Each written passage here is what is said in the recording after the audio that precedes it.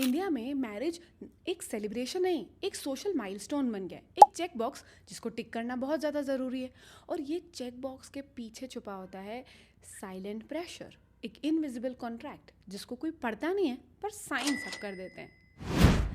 आज मैं आपको एक ऐसी बात बताने वाली हूँ जो शायद आपको किसी ने नहीं कही होगी। शादी एक ट्रैप हो सकती है। आपने सही सुना, ट्रैप। पर मैं एंटी मैरिज नहीं हूँ, मगर मैं एंटी इल्यूजन हूँ।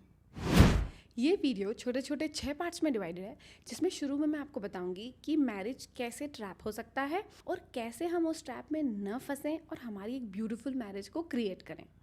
एंड तक बने रहिएगा इस वीडियो में, बिकॉज ये वीडियो आई ओपनर और बहुत इंपॉर्टेंट हो सकता है। Part 1, the illusion of happily ever after. बचपन से हमने क्या देखा? शादी को हम एक सोल्यूशन की तरह देखते हैं। अपन ने मूवीज़ में क्या देखा कि हीरो हीरोइन को प्यार हुआ, एंड सोल्यूशन क्या था? शादी, and the and they lived happily ever after. तो हम शादी को एक सोल्यूशन मानते हैं। लोनलीनेस का सोल्यूशन, प्रेशर का सोल्यूशन, करियर का एक्सक्यूज़। कोई बीमार है तो भाई शादी कर दो, सब कुछ ठीक हो जाएगा। जीवन में चीज़ें ठीक नहीं चल रही हैं तो शादी कर दो, सब ठीक हो जाएगा, माइंड डाइवर्ट हो जाएगा। पर सच ये नहीं है। शादी अपने आप में एक चैलेंज है, एक बहुत बड़ी रिस्पॉन्सिबिलिटी है। जब आप अनप्रिपेयर्ड शादी में एंटर करते हो तो वो हैप्पीली एवर आफ्टर का इल्यूजन का बबल एकदम से टूटता है, एंड देन यू रियलाइज कि this is not the solution. Let's jump to part 2, the invisible contract. अब जब हम शादी करते हैं तो पता है, लेट मी टेल यू, एक इनविजिबल कॉन्ट्रैक्ट हम साइन करते हैं। उस कॉन्ट्रैक्ट में पता है क्या लिखा होता है? तुम बिना कहे मेरे सारे इमोशंस, मेरे एक्सपेक्टेशंस को समझोगे।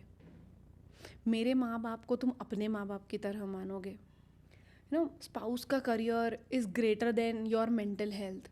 सो there are so many unsaid expectation जिसको हम शादी शुरू होते से ही लेके आ जाते हैं।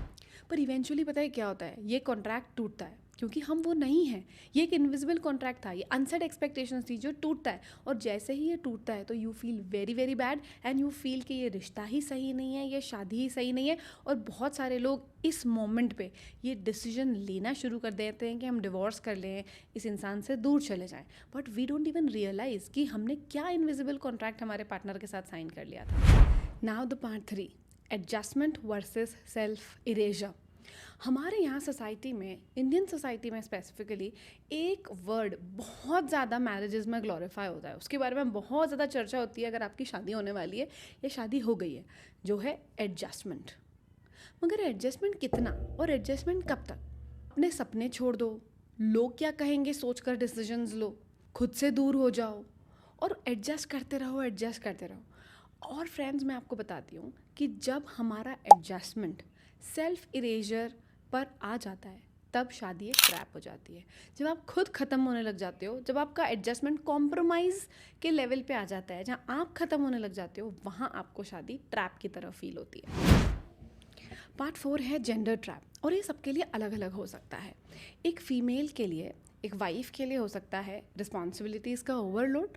कहाँ तो एक लेडी को, एक फ़ीमेल को ऐसा लगता है कि शादी के बाद maybe I will be free, my life will be full of care, love, understanding, maybe parents के रिस्ट्रिक्शंस हट जाएंगे। बट रियलिटी चेक में पता चलता है कि और ज़्यादा रिस्ट्रिक्शंस हो गए। एक मेल के लिए, एक हस्बैंड के लिए फाइनेंशियल प्रेशर हो सकता है, इमोशनल डिस्कनेक्ट हो सकता है कि उस पर ऊपर एक हेड ऑफ द फैमिली या मैन ऑफ द फैमिली की रिस्पॉन्सिबिलिटी आ जाए तो वो वल्नरेबल ना हो पाए।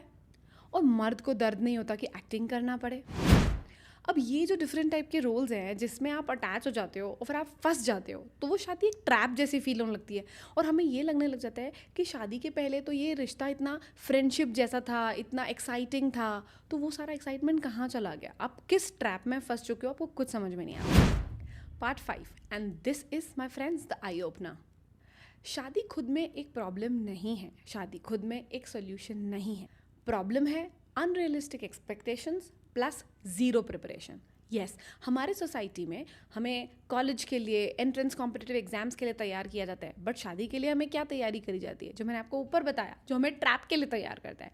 क्या हमें रियल मैरिज, क्या रियल इमोशनल मैनेजमेंट के लिए तैयार किया जाता है? क्या आप इमोशनली अवेयर हो? क्या आप खुद अपने इमोशंस को समझते हो? क्या आप रिलेशनशिप्स में बाउंड्री सेट करना जानते हो? क्या आप बिना कम्युनिकेशन सीखे, बिना रिलेशनशिप्स को समझे एक लाइफ लॉन्ग का कमिटमेंट करने जा रहे हो?